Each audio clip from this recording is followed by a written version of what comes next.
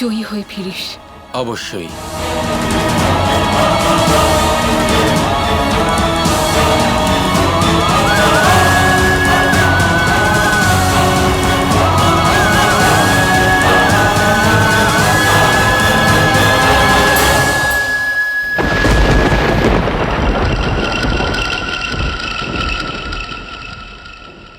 কৃষ্ণ,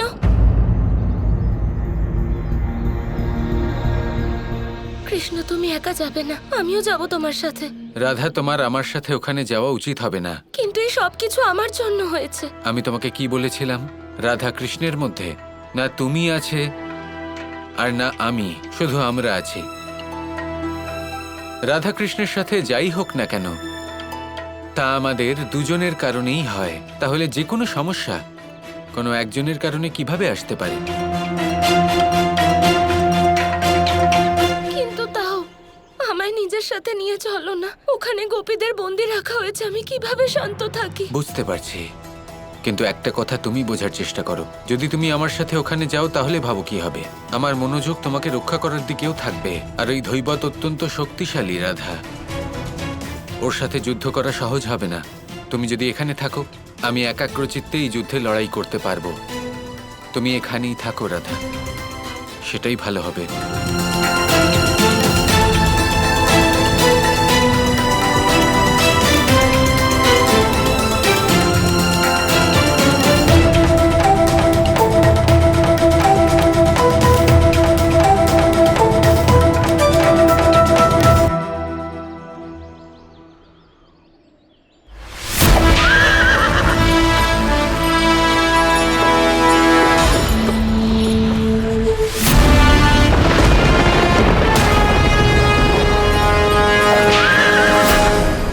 এবার আমরা রাধাকে বন্দি করে মহারাজ ধৈবতের সামনে প্রস্তুত করব।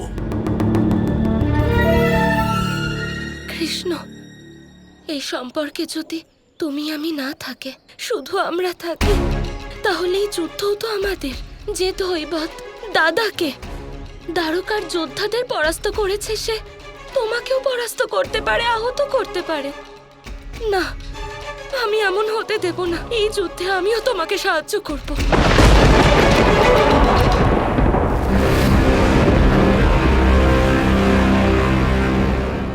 রাধা তো কৃষ্ণের পেছনে পেছনেই যাচ্ছেন। যদি আমরা রাধাকে ধরতে পারি তাহলে হয়তো কৃষ্ণ মহারাজের সাথে যুদ্ধ না করে রাধাকে রক্ষা করতে আসবে। তাহলে ওই বানর দানব আমাদেরই প্রাণ কেড়ে নেবে। চলো ওকে গিয়ে সংবাদটা দেওয়া যাক। চলো।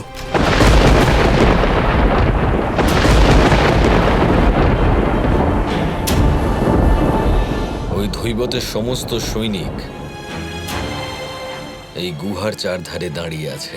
এর অর্থ পরিষ্কার যে গোপিনীরাও এই গুহার মধ্যেই বন্দী আছে। কিন্তু ওই দানব বানর গেল কোথায়? নিশ্চয়ই গুহার ভিতরে রয়েছে। আমরা এই গুহাকে চারিদিক থেকে ঘিরে ফেলেছি, কিন্তু চতুর্দিক থেকে একসাথে আক্রমণ করতে হবে, তাহলেই আমাদের জয়ের সম্ভাবনা বৃদ্ধি পাবে। সেজন্য সবাই প্রস্তুত হয়ে যাও। সাবধান।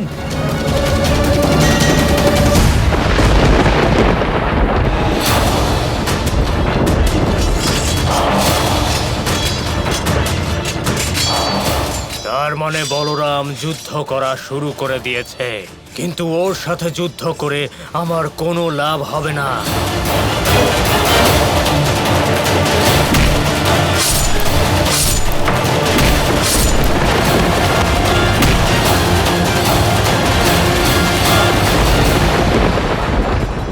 কি ভয়ঙ্কর অন্ধকার, আমি তো ভয়েই মরে যাব। এত ভয়ঙ্কর যুদ্ধধ্বনি শুনতে পাচ্ছি, মনে হচ্ছে কৃষ্ণ আমাদের রক্ষা করতে চলে এসেছে।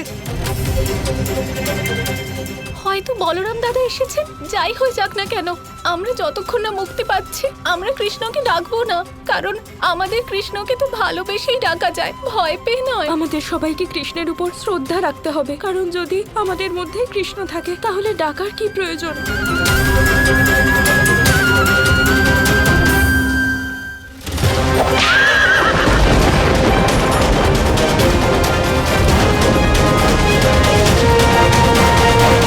মহারাজ, আমাদের আপনার সাহায্যের প্রয়োজন। বলরাম আর তার পুরো সেনার সাথে আমরা একলা লড়তেই পারবো না। নিশ্চিন্তে থাকো, এবার আমার শক্তি তোমাদের সাথে থাকবে।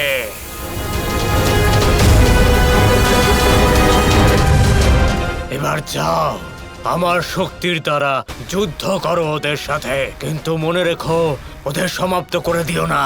বলরাম আর যদুকুল বীরদের পরাস্ত করো, কিন্তু ওদের জীবিত রেখো। ওদের মৃত্যুর সংবাদ শুনে কৃষ্ণ ভীত না হয়ে পড়ে, তাহলে হয়তো আমার সাথে যুদ্ধ করতে আসবে না ওই কৃষ্ণ। বুঝতে পেরেছো তোমরা? এবার যাও।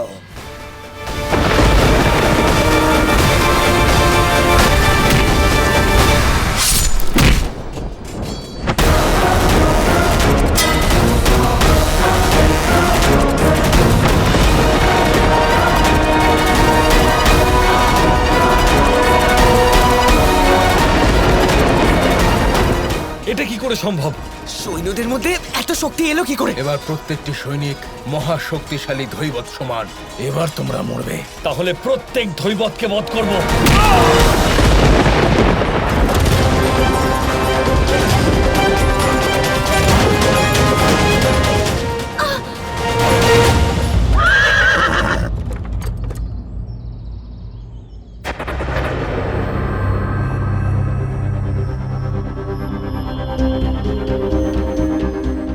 এটা কি ছিল?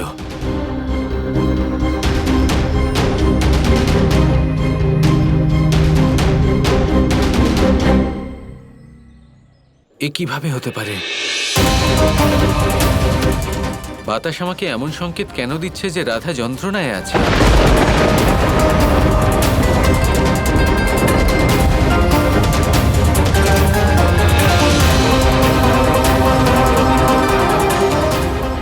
এমনটা হতে পারে না। বাতাস আমাকে কখনো মিথ্যে বলতে পারে না। রাধা অবশ্যই যন্ত্রণায় আছে, আমি অনুভব করতে পারছি। কিন্তু এখন আমাকে শুধুই গোপীদের দিকে মনোনিবেশ করতে হবে, ওনাদের রক্ষা করতে হবে। এখন ওদের প্রাণ সংকটে।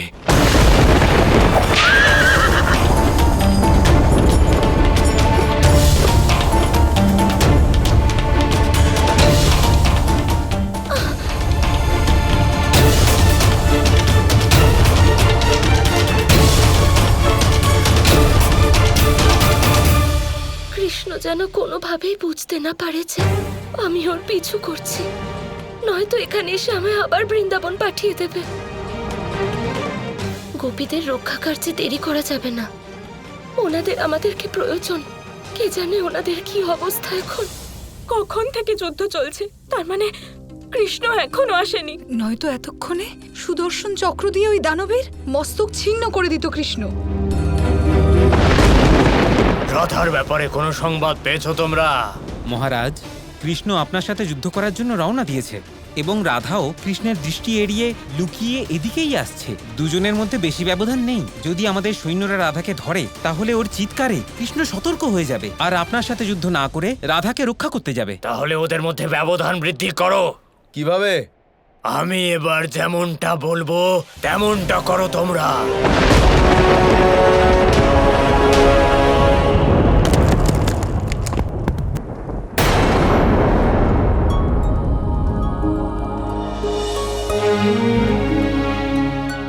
দেখো আমরা মুক্ত হয়ে গেছি, তার মানে দাদা ওই দানবকে পরাস্ত করেছে।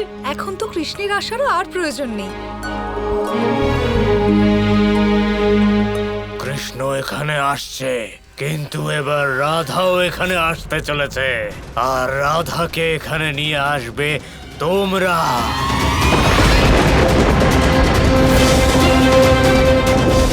দাঁড়াও, আমাদের সখীকে ছেড়ে দাও। কোথায় নিয়ে যাচ্ছ? ছাড়ো আমাকে। আমাদের সখীকে ওই দানব কোথায় নিয়ে গেল? ওই দানব ওদের প্রাণ কেড়ে নেবে না তো? আমরা কি কৃষ্ণকে স্মরণ করব? কখনো না। কৃষ্ণ কৃষ্ণ কৃষ্ণ কৃষ্ণ